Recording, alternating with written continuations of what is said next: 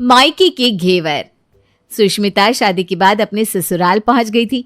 क्योंकि उसकी नई नई शादी हुई थी, इसलिए घर में मेहमानों का आना जाना लगा ही रहता था। कभी मौसी सास तो कभी मामी सास, कभी सासू माँ के मायके वाले तो कभी अड़ोस पड़ोस वाले। कोई ना कोई घर में नई दुल्हन की मुंह दिखाई के लिए आता जाता रहता। और जैसे कि आप लोग जानती हैं, हिंदुस्तान में कोई मेहमान आए और साथ में मिठाई का डब्बा ना लाए, ऐसा तो हो ही नहीं सकता। जुलाई का महीना शुरू हो गया था और मिठाई की दुकानों पर घेवर सज चुके थे। बहू, आज हमारे मित्र आने वाले हैं। नाश्ता तो घर में होगा ही और मिठाई भी लाकर मैंने रख दी है। मेहमानों के सामने नाश्ते के साथ साथ मीठा भी रख देना। ठीक है बाबूजी, लेकिन आप मिठाई में क्या लेकर आए हैं? मिठाई का नाम सुनकर ना मुझसे कंट्रोल ही नहीं हो रहा। मिठाई ना कमजोरी है मेरी। अरे बेटा, अब सावन का महीना लग गया है, दुकानें घेवर से लदी पड़ी है, तो हमने सोचा चलो घेवर ही ले चलते हैं। ये तो आपने बहुत अच्छा किया बाबूजी। आपको पता है, मेरे मायके में तो सावन के महीने में हर चौथे दिन घेवर का डब्बा आ जाता है। अरे कोई दिन ऐसा नहीं जाता जब हम लोग घेवर ना खाए। मेरे पापा कहते हैं 2 महीने की मिठाई है घेवर, इसलिए ज़रूर खाना चाहिए। हाँ भाई, बात तो सही है। हमें तो पता ही नहीं था कि तुम्हें घेवर इतना पसंद है। अरे बेटा, तुम्हें जो भी खाने पीने की इच्छा हो हमें बता दिया करो, हम ला देंगे। तुमने बताया होता तो हम ला दिए होते ना।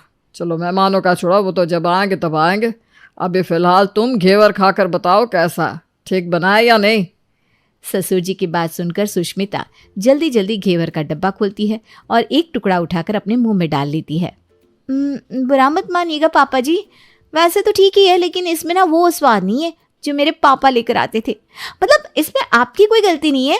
मेरे मायके में ना सचमुच बहुत ही स्वादिष्ट घेवर मिलता है। मुझे ऐसा लगता है कि आप लोगों ने तो कभी ढंग का घेवर खाया ही नहीं होगा। हाँ बेटा, हमारे यहाँ तो ऐसा ही मिलता है, हम तो यही खाते आ रहे हैं हमेशा से। मतलब हमें समझ में नहीं आया इस घेवर में खराबी क्या है। अरे बाबूजी, जब तक अच्छी चीज़ खाओ नहीं ना, तब तक डिफरेंस समझ में नहीं आता। आप एक बार खा कर देखिए, फिर आपको खुद समझ में आएगा कि आखिर मैं अपने मायके के घेवर की इतनी तारीफ क्यों करी हूँ। अरे इतना ही बढ़िया घेवर मिलता है तेरे मायके में, तो मंगवा क्यों नहीं लेती 2-4 किलो? बोल दे अपने भाई से कि 2-4 किलो घेवर लेकर दे जाएगा। हम भी खाकर देख ले कि आखिर ऐसी भी क्या खास बात है तेरे मायके के घेवर में जो तुझे यहाँ का घेवर फूटी आँख नहीं सुहारा। हाँ मम्मी जी, आप एकदम ठीक कह रही हैं। मैं अपने भैया को फ़ोन कर देती हूँ, वो हमारे यहाँ का स्पेशल घेवर लेकर दे जाएंगे। आप लोग एक बार खाएंगे ना तो उंगली ही चाटते रह जाएंगी। सुष्मिता अपने भाई से फ़ोन पर कहती है, अरे भैया आपको पता है मेरी शादी क्या हो गई, मैं तो अपने ससुराल में आकर घेवर खाने को तरस गई हूँ। घेवर कौन सी 2-4 लाख में मिलने वाली चीज़ है जिसे खाने के लिए तू तरस गई? अरे बोल देना जीजा जी को ले आएंगे मार्केट से। कौन सा बहुत महंगा आता है घेवर? अब इतने गरीब भी नहीं है तेरे ससुराल वाले कि हमारी बहन को घेवर लाकर ना खिला सके। अरे भैया, आप मेरी बात का मतलब नहीं समझे। मैं यहाँ पर आकर घेवर खाने के लिए इसलिए तरस गई हूँ क्योंकि यहाँ पर ढंग का घेवर मिलता ही नहीं है। वैसे तो रानी को पापा जी 2 बार ला चुके हैं, लेकिन यहाँ के घेवर में ना टेस्ट ही नहीं है। वो जो आप लाते थे ना, वो जालीदार घेवर और उसके ऊपर मावे की परत, काजू और बादाम ऊपर चिपके रहते थे। ओए होए होए, मेरा तो बोलते हुए मुंह में पानी आ गया। इतना रसीला घेवर होता था ना मायके का कि क्या बताऊं। पापा जी तो कल ही घेवर लेकर आए थे, मैंने बोल दिया आप लोगों के घेवर में तो स्वाद ही नहीं है। घेवर खाना हो तो मेरे मायके का खाकर देखो। बस फिर मम्मी जी कहने लगी, हमें भी दिखा दो भाई अपने मायके का घेवर, हम भी तो देखिए ऐसी क्या खास बात है जो तुम इतनी दीवानी हुई जा रही हो। देख बहना, अब तेरी शादी हो गई है, ससुराल में मिलने वाली चीज़ों को खाने की आदत डाल ले। और ऐसे ही बात बात में मायके मायके करके कंपैरिजन करेगी ना तो ससुराल वालों को अच्छा नहीं लगेगा। अब तू ही बता कि ये कोई अच्छी बात है कि तू वहाँ की मिठाइयों का भी यहाँ से कंपैरिजन कर रही है? कहीं तेरी सासू माँ इस बात पर गुस्सा तो नहीं हो गई? अरे नहीं भैया, आप गलत समझ रहे हो। मेरे सास ससुर ना वैसे बिल्कुल भी नहीं है। हमारे परिवार जैसा ही माहौल है मेरे ससुराल का। बस वो तो सच में हमारे मायके वाला घेवर चखना चाहते हैं, इसलिए कहा कि अपने भैया से कहकर 2-4 किलो घेवर मंगवा लो। अच्छा चल ठीक है, मैं दे जाऊँगा। फ़ोन रखने के बाद भैया भाभी से कहता है, ये लो, इस लड़की के अंदर ज़रा सा भी दिमाग नहीं है। अरे पैसे पेड़ पर लगते हैं क्या? उसकी सास ने भी आधा 1 किलो नहीं, सीधा 4 किलो घेवर मंगवा लिया। अब मैं 4 किलो घेवर खरीद कर उसके घर देकर आऊँ कि सुष्मिता अब ना जरा सा भी दिमाग नहीं लगाती और फंसा देती है हमें। बहन की ससुराल से आई हुई डिमांड को मना करने का तो कोई मतलब था ही नहीं, इसलिए सुष्मिता का भाई मोहित अगले ही दिन 4 किलो घेवर खरीद कर बहन के ससुराल दे आता है। 2 दिन के बाद सुष्मिता की बुआ सास बहू से मिलने के लिए उसके ससुराल पहुंच जाती है। अरे भाभी, शादी में तो इतनी भीड़ भाड़ थी कि हम तो जल्दी जल्दी में ऐसे ही निकल गए। हमने सोचा भाई बहू की मुँह दिखाई तो करनी है, फिर आ जाएंगी, हमारे भैया का घर है, उसमें ऐसी कौन सी बात है। अरे बिल्कुल ठीक कहा दीदी आपने। उस समय भीड़ भाड़ में कौन आया कौन गया, किसने क्या दिया, कुछ होश ही नहीं था हमको। तो आपने बिल्कुल ठीक किया। अब आप फुर्सत से आइए ना, आराम से बैठकर बातें करेंगे। बहू से भी मिल लीजिए आप। मैं तो कह रही हूँ आई है तो 1-2 दिन रुक कर ही जाना। हाँ भाभी, क्यों नहीं। अच्छा सुष्मिता बहू, ये लो बेटा मिठाई है, डिब्बा खोल के निकालो प्लेट में और सबका मुंह मीठा करा दो। अरे बुआ जी, आप भी घेवर ही लेकर आई हैं क्या? हाँ भाई, लिया तो घेवर ही है। क्या बात है, तुमको पसंद नहीं है क्या? नहीं नहीं बुआ जी, हमारा तो फेवरेट है घेवर। लेकिन आपको एक बात बताए, यहाँ का घेवर ना हमको पसंद नहीं आता। घेवर तो मेरे मायके में मिलता है, क्या टेस्ट है। अब मम्मी जी से पूछ लो, यहाँ के घेवर में और वहाँ के घेवर में कितना अंतर है। अच्छा, सच में? भाई हमें तो पता ही नहीं था कि तुम्हारे मायके में इतना स्पेशल घेवर भी मिला करता है, वरना हम मंगा लेते 1-2 किलो। अरे जी क्यों चिंता करती हैं, बहू अभी अपने भाई को फ़ोन कर देगी। अभी तो आप 1-2 दिन और है ना, वो कल सुबह में दे जाएगा, आप चिंता मत करो। हाँ हाँ क्यों नहीं, मैं अभी भैया को फ़ोन कर देती हूँ। सुष्मिता एक बार फिर से फ़ोन करके अपने भाई को 1 किलो घेवर पहुंचाने के लिए कह देती है। इसी तरह से लगभग हर दूसरे दिन कोई ना कोई मेहमान आता और फिर उसके सामने सुष्मिता अपने मायके के घेवर की बड़ा चढ़ा कर तारीफ करती, जिससे चिढ़कर सुष्मिता की सास उसे मायके से घेवर मंगवाने के लिए कह देती। रोज रोज कभी 1 किलो कभी 2 किलो घेवर बहन के ससुराल पहुंचाते पहुंचाते अब उसका भाई मोहित बिल्कुल परेशान हो चुका था। अरे ये लड़की एकदम दिमाग से पैदल है क्या, इसको समझ में नहीं आता रोज रोज घेवर खरीद खरीद कर लाने में मेरे पैसे खर्च हो रहे हैं। अरे चलो ठीक है, इसके ससुराल वालों को खाने की इच्छा थी तो मैंने ले जाकर पहुंचा दिया, अब उनके पूरे खानदान की जिम्मेदारी उठाऊंगा क्या मैं। रोज रोज बेशर्मों की तरह फोन कर देती है, घेवर लाकर खिला दो। अरे कॉमन सेंस नाम की चीज नहीं है इन लोगों के अंदर। मेरी क्या घेवर की दुकान है यहाँ पर कि मैं रोज रोज घेवर खिलाता रहूंगा। अब पानी सर से ऊपर बह रहा है, कुछ ना कुछ तो करना ही पड़ेगा, वरना ये लोग ऐसे सुधरने वाले नहीं है। हालांकि मोहित को रोज रोज बहन की ससुराल ऐसे घेवर सप्लाई करना अच्छा नहीं लग रहा था, लेकिन फिर भी रिश्तेदारी में बंधे होने के कारण वो बेचारा बेमन से ही सही लेकिन घेवर के डब्बे सप्लाई करने में लगा हुआ था। एक दिन, अरे सुष्मिता भाभी, आप तो कह रही हो कि आपने ये मिठाई अपने मायके से मंगवाई है, लेकिन इस डब्बे पर तो टीटू हलवाई का नाम लिखा है और एड्रेस वाली जगह किसी ने मार्कर से गायब कर रखी है। मैं तो अच्छे से जानता हूँ, टीटू हलवाई तो मेरे दोस्त की दुकान है। ये कोई आपके मायके की दुकान नहीं है, ये तो यहीं सर्वोदय नगर में है। कहाँ आपका मायका, कहाँ सर्वोदय नगर, ये क्या चक्कर चल रहा है। जीजा जी मैंने तो कभी ध्यान ही नहीं दिया कि मिठाई के डब्बे पर कौन से हलवाई का नाम लिखा है। वो तो आज आपने कहा तो मैं भी गौर कर रही हूँ। आप अभी ठहरिए, मैं भैया को फ़ोन लगाकर पूछती हूँ उन्होंने ये मिठाई कहाँ से खरीदी है। सुष्मिता अपने भाई को फ़ोन लगाती है। अरे भैया, मैंने आपसे घेवर का डब्बा मंगवाया था ना, ये मिठाई आपने सर्वोदय नगर वाले टीटू हलवाई से खरीदी है क्या? क्यों, क्या हुआ, कुछ परेशानी है क्या?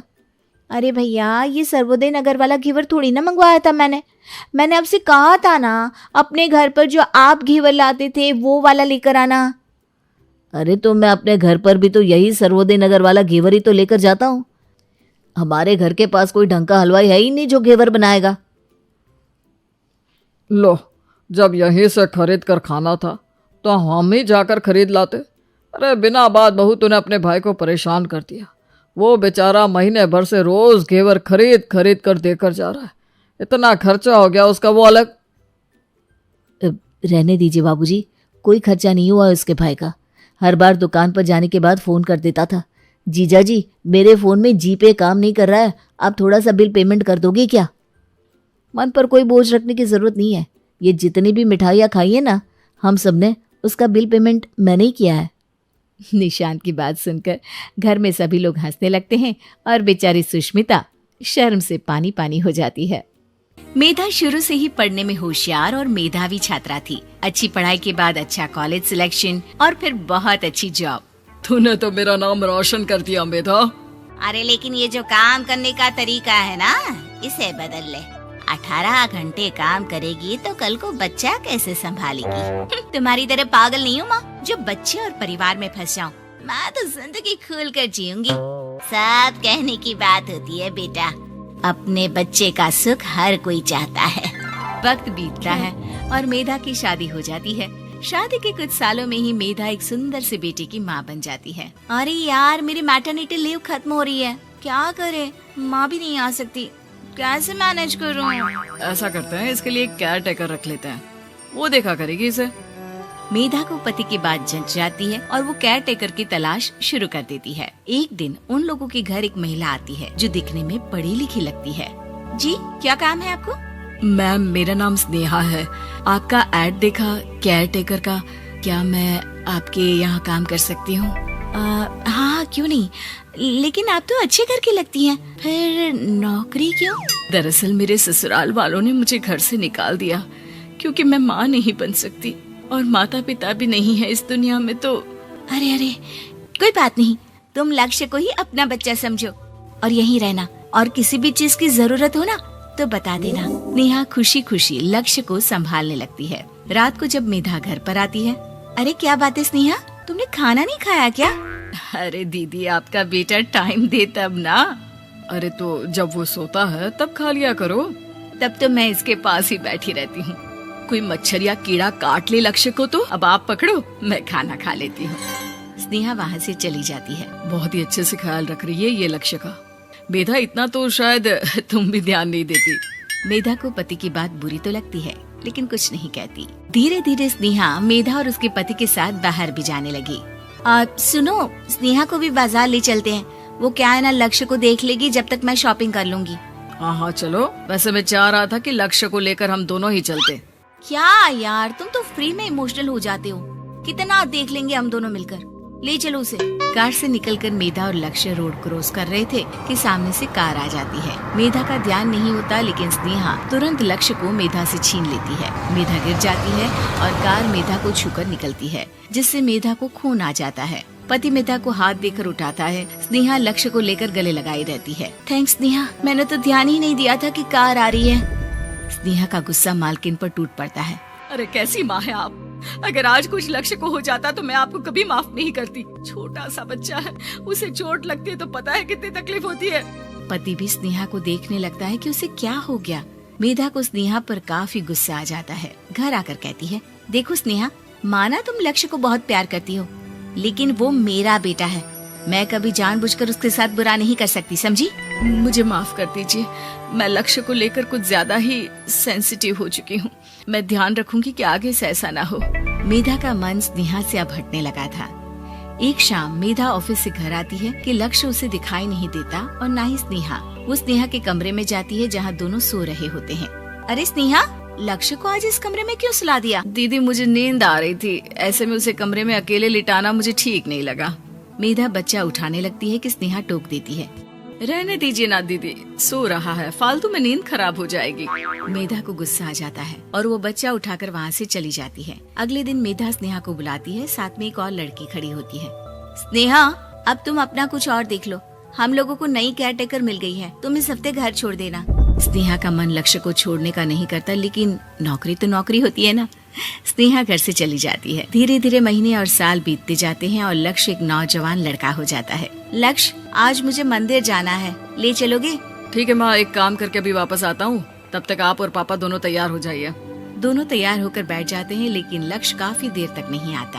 अरे मेधा, फोन तो करो लक्ष्य को, देखो क्या हो गया उसे। मेधा फोन करती है तो पता चलता है कि लक्ष्य का एक्सीडेंट हो गया है और वो सिटी अस्पताल में है। जल्दी चलिए, पता नहीं कैसा होगा मेरा बेटा। अरे चिंता ना करो, सब ठीक होगा, मैं अभी कार निकालता हूँ। दोनों मियाँ बीवी अस्पताल पहुँचते हैं जहाँ वो लोग देखते हैं कि लक्ष्य बिस्तर पर पड़ा होता है। एक महिला इन्हें यहाँ लेकर आई है, वो वहाँ बैठी है, लेकिन फिलहाल तो आप लोगों को इनके लिए किडनी का प्रबंध करना होगा। एक्सीडेंट में इसकी किडनी डैमेज हो गई है। मेरी ले लीजिए डॉक्टर साहब, मेरे बेटे को बचा लीजिए। नहीं नहीं, आप माँ हैं, आपकी नहीं ले सकते, पिता की भी नहीं। आप किसी रिलेटिव या दोस्त से पता कर लें, और हाँ थोड़ा जल्दी करें क्योंकि देर होने से मामला बिगड़ सकता है। मेधा बैठकर रोने लगती है कि वहाँ डॉक्टर आ जाते हैं। जिस औरत ने आपके बेटे को यहाँ भर्ती कराया था वो अपनी किडनी आपके बेटे को देना चाहती है। हाँ? कौन है वो, कहाँ है वो? तभी वहाँ स्नेहा आ जाती है। स्नेहा तुम? मैं लक्ष्य को पहचान नहीं पाई थी, लेकिन आप लोगों को देखकर समझ गई कि ये लक्ष्य है, इसलिए वापस आ गई। मैं अपनी किडनी आपके बेटे को देना चाहती हूँ। मेरी अपनी तो कोई औलाद नहीं, लेकिन लक्ष्य में मैंने हमेशा अपना बच्चा देखा। तुम धन्य हो स्नेहा, जो इतने साल में भी लक्ष्य को भूल नहीं पाई।